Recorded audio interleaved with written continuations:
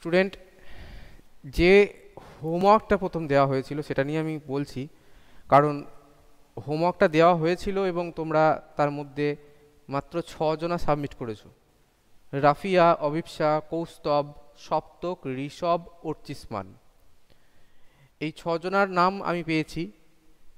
এই 6 জনা ছাড়া আর কেউ নেই। 3টে সেকশনের মধ্যে 6 জনা, অবাক বিষয়। অনেক দিন আগে দিয়েছি এবং আমি খুলে দেখিনি, তার কারণ আমি ভেবেছিলাম যে সবাই নিশ্চয়ই দিয়েছে।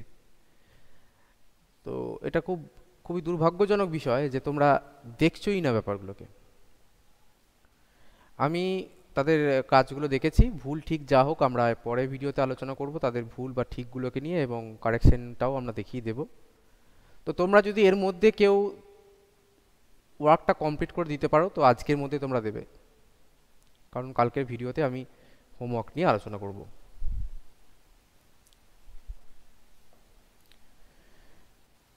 আর আজকে আমরা ভাষাগত প্রশ্ন, কোন দেশে কবিতার ভাষাগত প্রশ্ন নিয়ে আলোচনা করব। Page number 89। দেখো, সেখানে রয়েছে নিচে শব্দগুলির গদ্য রূপ লেখো।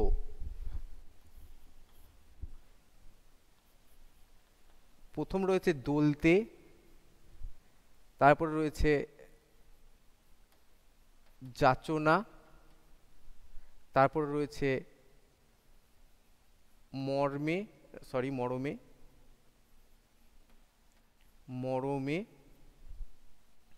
তারপরে রয়েছে পশি। ঠিক আছে, তো এইগুলো গদ্যরূপ লিখতে হবে। এগুলো যেহেতু কবিতার ভাষা, তো এটাকে গদ্যেতে লিখতে গেলে এর ভাষাটাকে চেঞ্জ করে লিখতে হয়। যদি আমি এই ভাষাটাকে রাখতে চাই তাহলে এর গদ্যরূপটা কেমন হবে? দলতে গেলে তোমাদের বইতে মানে দেওয়া রয়েছে, মানেটা লিখলে হবে না, সেটা হচ্ছে পিষ্ট হতে। ঠিক আছে, হয়ে গেল।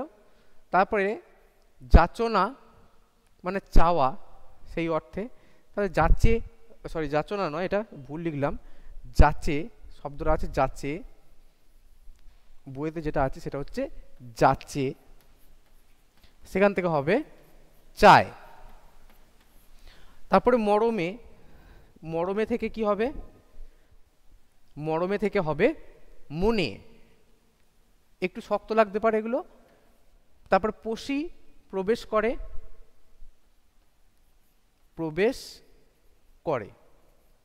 বেশ হয়ে গেল। তাহলে দলিত, পিষ্ট হতে, যাচ্ছে, চায়, মরমে, মনে, পশি প্রবেশ করে। ঠিক আছে, তারপরে দেখো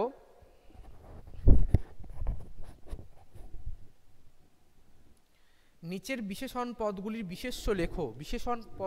বিশেষণ পদ দেওয়া আছে 2 দাগের, তাতে বিশেষণ কিছু দেওয়া আছে, সেগুলোকে বিশেষ্য পদে পরিবর্তন করতে, মানে পদ পরিবর্তন করতে হবে।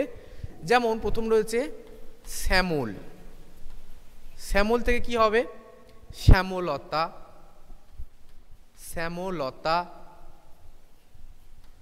ঠিক আছে, তারপরে দেখো শ্যামল থেকে শ্যামলতা। একই রকম কোমল থেকে কোমলতা।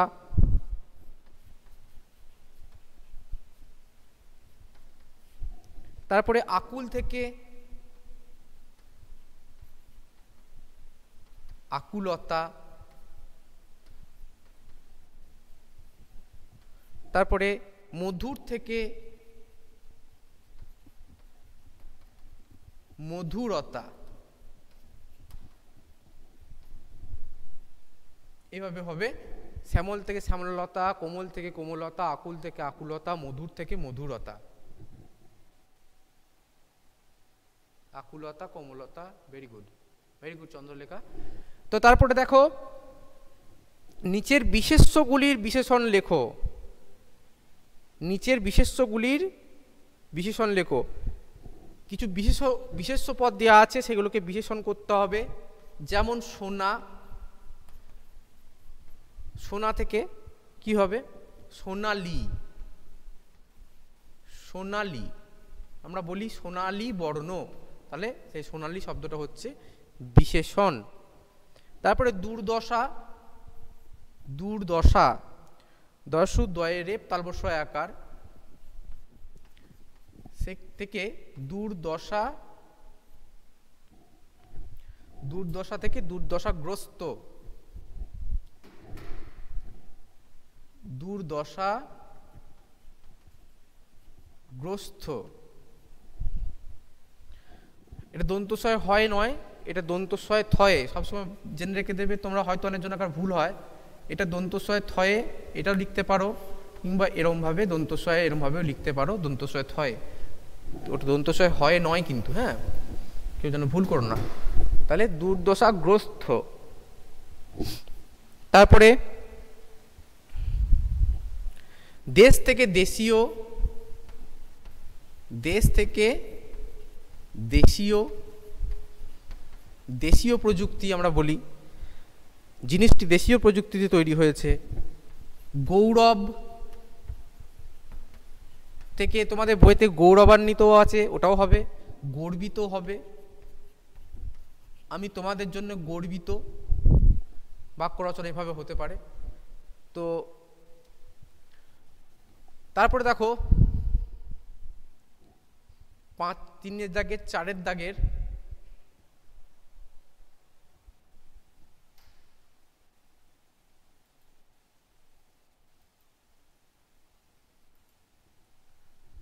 তারপরে দেখো 4 দাগের দেখো নিচে শব্দ বাক্স থেকে শব্দ নিয়ে নিচে শব্দগুলির অর্থ লেখো।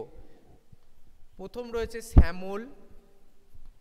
এখানে একটা জিনিস বলে রাখি যে একটা মিনিং কিন্তু এখানে নেই, সেটা এই প্রথমেরটাই, সেটা হচ্ছে শ্যামল অর্থ হচ্ছে সবুজ, এটা কিন্তু তোমাদের শব্দ বাক্সে শব্দটা নেই। তারপরে দেখো আমি পাশাপাশি যাচ্ছি, কোমল, কোমল, তাহলে কোমল শব্দের অর্থ কি? নরম। কয়কার মল অকমল মানে হচ্ছে নরম, ক মল অকমল মানে হচ্ছে পদ্ম। তারপরে মরাল, ম রয়াকার ল, মরাল, মরাল মানে হাঁস।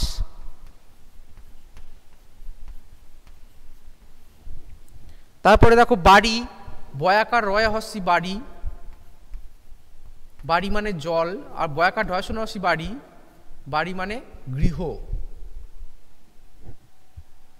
ওকে, তারপরে চলে এসো আকুল, আ কয়া হস্যুল আকুল, আকুল একই রকম ব্যাকুল।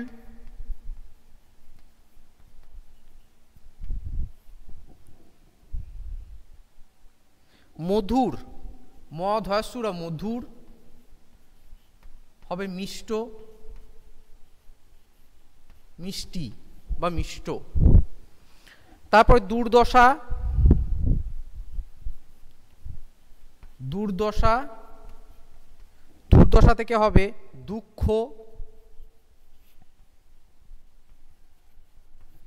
তারপরে দেখো গৌরব থেকে শেষ, গৌরব থেকে গরিমা। দেখো শ্যামল থেকে সবুজ, কোমল থেকে নরম, মরাল হাঁস, বাড়ি জল, আকুল ব্যাকুল, মধুর মিষ্ট, দুর্দশা দুঃখ, গৌরব গরিমা। ঠিক আছে, তারপরে 5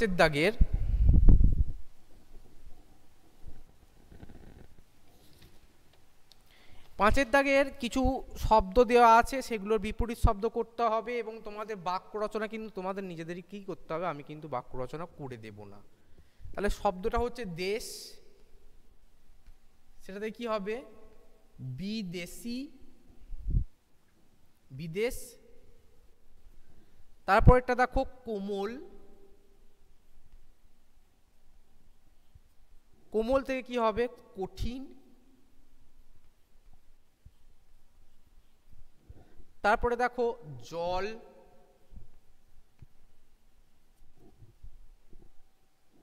জল থেকে হবে স্থল।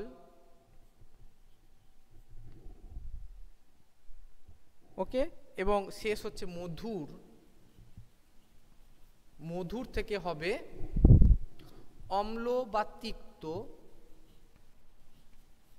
বা তিক্ত। দেশ থেকে বিদেশ, কোমল থেকে কঠিন, জল থেকে স্থল, মধুর থেকে অম্ল বা তিক্ত, যে কোনো একটা হতে পারে। তো এইগুলোকে দিয়ে তোমাদের বাক্য রচনা করতে হবে। খুবই সহজ বাক্য রচনা, তোমরা নিজেরা অবশ্যই করবে। বাক্য রচনা তোমাদের নিজেদেরকে করতে হবে। তো এই তো গেল এটা আজকের ক্লাসের টপিক। এবার তোমাদের এই যে চ্যাপ্টার, এই চ্যাপ্টার একেবারেই শেষ, এবং PT1 PT2 সিলেবাস কমপ্লিট। তো তোমাদের এর মধ্যে কোনো প্রবলেম থাকলে আমাকে জানাও, যে স্যার এই চ্যাপ্টার থেকে আমার কিছু প্রবলেম হচ্ছে বা এই জায়গাটা আমার বুঝতে অসুবিধা হচ্ছে, তোমরা অবশ্যই এখনই সেটা জানাও। যদি কারো কাছে কোনো প্রশ্ন থাকে তো এখনই নির্দ্বিধায় করো।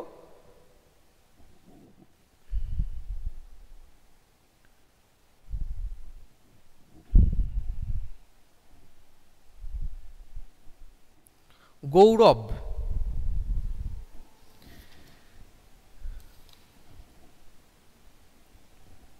দেখো তোমাদের বইতে দেওয়া রয়েছে মহিমা, গরিমা, হ্যাঁ এসব রয়েছে।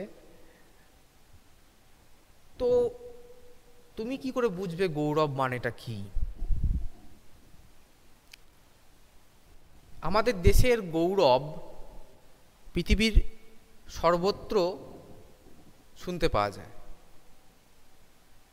মানে আমাদের দেশের যেটা ভালো গুণ, ভালো দিক, ভালো কিছু, সেইগুলো তার কোয়ালিটি, গুড কোয়ালিটি, সেই গুড কোয়ালিটিগুলোকে গরিমার মধ্যে বলা হচ্ছে। ধরে নাও গুড কোয়ালিটি, ঠিক আছে? তো এবার সব শব্দের সাথে গুড কোয়ালিটি বলতেই আমি গরিমা, সব শব্দের সাথে সব শব্দকে যেতে পারবে না, সেটা নিয়ম, ভাষার ব্যাপার আছে। সব শব্দের সাথে তুমি সব শব্দকে যুক্ত করে বাক্য রচনাও করে দিতে পারবে না। যেরকম আমি তোমাদের উদাহরণ দিলাম, ঠিক আছে? তো গরিমা শব্দটা বা গৌরব শব্দটা, এটা আমরা এইভাবে একটা বাক্য করতে পারি। বেশ। আকুল শব্দের অর্থ দিয়েছে ব্যাকুল, শিবম। এমন একটা সিচুয়েশন, মানে দেখো এইগুলোর অর্থ, আকুল শব্দের অর্থ ব্যাকুল, ব্যাকুল শব্দটাও অর্থ যা তোমার কাছে, আকুল শব্দটার অর্থ তাই তোমার কাছে, বুঝতে পারা যায়। আমি তোমাদের সিম্পলি বুঝিয়ে দেওয়ার চেষ্টা করছি, কোনো রকম অভিধানের অর্থ মতো নয়, ঠিক আছে? তো কি হলো, ধরো তুমি তোমাকে একজন কেউ একটা গিফট দিয়েছে, এবার সে তোমাকে বলেছে আমি না আসা পর্যন্ত সে গিফটটা খুলবে না। তোমার তখন কীরকম ফিলিংস হবে? কখন খুলবো, কখন খুলবো, কখন খুলবো, কখন কি দেখবো ভেতরে কি আছে? এই যে ফিলিংসটা, এইটা হচ্ছে আকুলতা বা ব্যাকুলতা। বোঝা গেছে?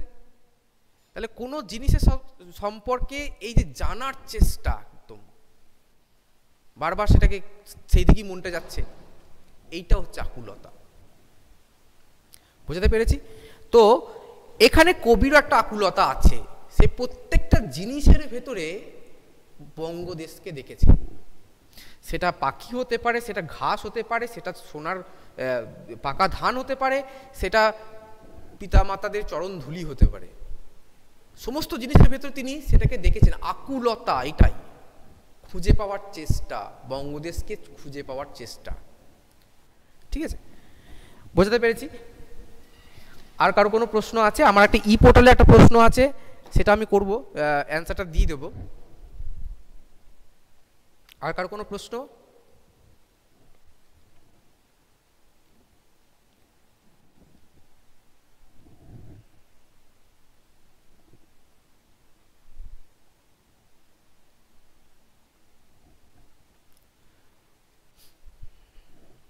ওকে, তো ই পোর্টালে আমি একটা কোশ্চেনের অ্যান্সার লিখেছিলাম, সেটা হচ্ছে সংক্ষিপ্ত উত্তরধর্মী প্রশ্ন, গয়েরটা চাতক সম্বন্ধে প্রচলিত কাহিনী কি, এটা কি সত্যি বলে তুমি মনে করো? তো আমাকে ই পোর্টালে অভিপ্সা প্রশ্নটা করেছে, সে বুঝতে পেরেছে, কিন্তু আর একটু বলে দিলে তার ভালো হয়। তো আমি সেটা নিয়ে একটু বলবো যে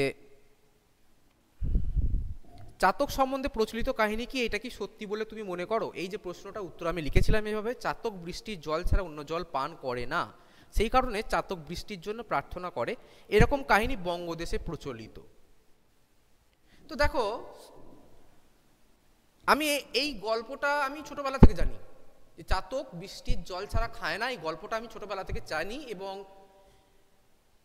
গ্রামে থাকার সুবাদেই বলতে পারো যে চাতক পাখি কেমন ডাকে এবং চাতক পাখি কেমন দেখতেও হয়, এই দুটোই আমরা পরিচিত। তো এই পাখিটি তার ডাকটার মধ্যেই জল চাওয়ার একটা ভঙ্গিমা রয়েছে, শুনলে তোমরা অবাক হয়ে যাবে। এই চাতক পাখির ডাকটার ভেতরেই যেন জল চাইছে এমন একটা ভঙ্গিমা রয়েছে। তো এটা অনেক পুরনো তথ্য যে চাতক পাখি জল চাইলে মেঘ থেকে বৃষ্টিও হয়। এবার সবই প্রচলিত কথা, গল্প কথা হিসাবেই ভাবতাম, কিন্তু এই গল্পের এই কবিতার সুবাদে আমি সেদিন ইন্টারনেটের মাধ্যমে অনেকটা সার্চ করে দেখি, অনেক কিছু সার্চ করে দেখি যে এই গল্পটি কিন্তু একেবারেই উড়িয়ে দেওয়ার মতো তথ্য নয়, এটি একটি সত্যতা আছে। এবং কেউ এটাকে পরীক্ষা করেও দেখেছে যে বৃষ্টির জল ছাড়া সে কিন্তু খায় না, যদি মরেও যায় জল না পেয়ে, তবুও জল কিন্তু সে খাবে না। এবং এমনও জায়গা লেখা রয়েছে যে সে তার মৃত্যুর পর দেহটিকে ওপরের দিকে করে, মানে মুখটিকে ওপরের দিকে করে রাখে যাতে জল সে পায়। এটার পেছনে আবার একটা পৌরাণিক গল্প জুড়ে দেওয়া হয়েছে, সেই সব গল্প অনেক রয়েছে। তো এইরকমও রয়েছে। আবার পরীক্ষার উদ্দেশ্যে তাকে খাঁচায় নিয়ে এসে রেখে দিয়ে দেখা গেছে যে তার উপরে যদি বৃষ্টির জলের মতো ফোঁটা ফোঁটা করে জল বা কিছু দেওয়া হচ্ছে তবে সে খাচ্ছে, মানে যে জলটা উপর থেকে পড়ছে এমনই জল সে খাবে। এমন কোনো জল যেটা কোনো পাত্রে রাখা আছে বা কোনো পুকুর বা নদী বা জলাশয়ে রয়েছে সেই জল সে খাচ্ছে না, যেটা অন্য পাখিরা খায়। তো এই যে তথ্যটা আমি পেয়ে নিজেও খুব অবাক হয়ে যাই। এবং তারপরে যে তোমাদের প্রশ্নটার উত্তর ছিল তাতে ছিল যে চাতক পাখি সম্পর্কে এই যে প্রচলিত কাহিনী তা তুমি সত্যি বলে মনে করো কি? তো আমার সত্যি বলে মনে হয়, সত্যি বলে মনে হয়, কারণ এই জীবজগতে অনেক বিচিত্র ঘটনা আছে যেগুলোকে আমাদের মনে হতে পারে সেগুলো সত্য নয়, কিন্তু হয়তোবা সেগুলো সত্য। এখন আমি যে সোর্স থেকে পড়েছি বা জেনেছি, হতে পারে সেটা ভুল, হতে পারে তার একটা বিরোধী মত আছে, সেইটার দিক থেকে দেখে আমি তোমাদেরও বলেছি যে তোমরা একটু দেখে নিও, দেখে নিয়ে তোমাদের মতামত তোমরা লিখবে। ঠিক আছে, তোমাদের মতামত তোমরা লিখবে। এটা যে স্যার আলী বলেছে হ্যাঁ সত্য সেটাই মানতে হবে এমন নয়, সেটা তোমরা নিজেরা অবশ্যই যাচাই করবে, তোমরা যাচাই করে দেখতে পারবে যে এই ঘটনাটি সত্য কি না। তো আমি এইটাই লিখেছিলাম, চাতক বৃষ্টির জল ছাড়া অন্য জল পান করে না, সেই কারণে চাতক বৃষ্টির জন্য প্রার্থনা করে, এইরকম কাহিনী বঙ্গদেশে প্রচলিত। ঠিক আছে, সেই বৃষ্টির জন্য প্রার্থনা করে। এবং গ্রাম বাংলার দিকে এমনও রেওয়াজ আছে, বৃষ্টি হচ্ছে অনেক সময় ধরে একটা চাতক পাখির মতো স্ট্রাকচার তৈরি করে রেখে দিয়েছে অনেক জায়গায়, নাকি বৃষ্টির দেবতা জল দেবে। তো এই যে বা চাতকের মতো ডাক করে ডাকা যাতে জল পড়ে, এই যে এইসব প্রচলিত, এইগুলো কিন্তু প্রচলিত মিথ হতে পারে। তবে চাতকের এই গল্পটি নাকি সত্যিই গল্প, যে সে তখন ডাকে তখন বৃষ্টি হয়।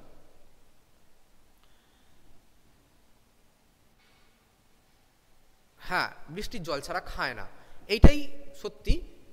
এবং আমি সেই জন্য এটাকে সত্যি লিখেছি। তোমরা অবশ্যই এটাকে যাচাই করে নেবে এবং তোমাদের বড়দের কাছ থেকেও জেনে নেবে এটা কি শিক্ষা, এটা কি শেখা বলে।